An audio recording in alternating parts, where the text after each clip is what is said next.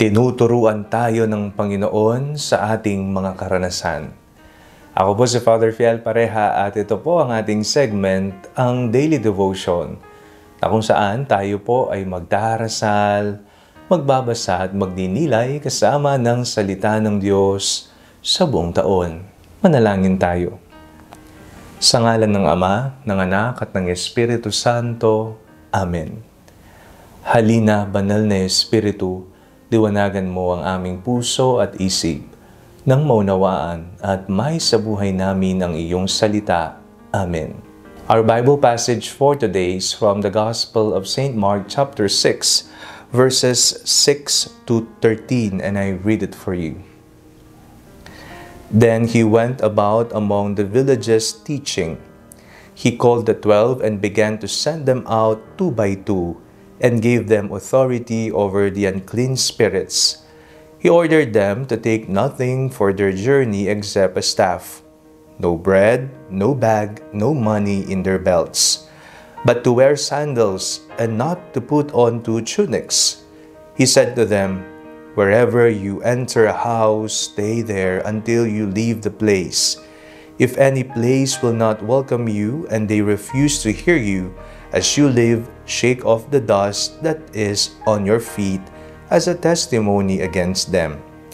So they went out and proclaimed that all should repent. They cast out many demons and anointed with oil many who were sick and cured them. May panahon po ba kayong manahimik at magdasal?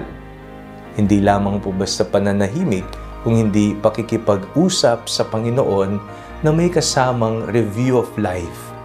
Alam niyo po, pag sinabing review of life, talagang kagaya po ng nag-aaral, nire-review lahat ng pinag-aralan, lahat ng itinuro, lahat ng leksyon, lahat ng naranasan sa pag-aaral, sa diskusyon. Sa ating pong buhay, kailangan po natin ng review of life. Sa buong maghapon, tingnan mo, ano kaya ang tinuturo ng Diyos sa akin? Ano kaya ang nais niyang iparating sa akin? Nasaan ang Panginoon sa buong magdamag ko? Yun po'y makikita natin kung tayo ay mayroong panahon para makinig at magdasal at usisain ang ating mga karanasan. Sa ating pong binasang Ebanghelyo, napakinggan po natin kung paanong isinugo ng Panginoon ang mga alagad. Pero meron po siyang habilin sa kanila. Ito lang ang dadalhin ninyo, huwag niyong dalhin ang mga bagay na ito. No? Tinuturuan ng Diyos ang kanyang mga alagad. Tayo po, maraming pagtuturo na ang ginawa ng Diyos sa atin. Madalas, matigas ang ating mga ulo.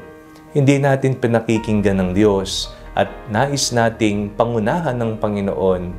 Pinakikinggan natin ang ating sarili, ang ating mga nasa, ang ating gustong gawin sa ating buhay. Pero iba po kasi ang turo ng Diyos, sapagkat ang plano ng Diyos para sa atin ay matuto sa buhay nang tayo ay sumapit lahat sa kabanalan at sa kalangitan. Kaya po, araw-araw, ugaliin po natin, tingnan ang ating mga karanasan. Baka kasi may nakaliligtaan po tayo na turo na nais ipahiwatig ang Panginoon nang masundan natin ang kanyang banal na kalooban. Manalangin tayo. Panginoong Jesucristo, buksan niyo po ang aming mga puso upang makita po namin ang iyong banal na kalooban na patuloy na bumubukas sa amin sa mga simpleng karanasan ng buhay namin. Amen. Sa ngalan ng Ama, ng Anak at ng Espiritu Santo. Amen. Huwag po ninyong kalimutang i-like ang video ito, mag-comment po kayo and share it with your family and friends. Ang Panalangin Bago Matulog ay may sariling Facebook page na po.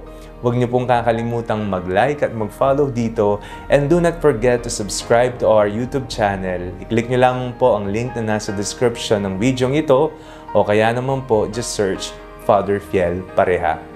Kung nais niyo naman pong maging updated sa mga kaganapan ng ating pagpapahayag, you can join our broadcast channel dito po sa ating Facebook page. God bless you po.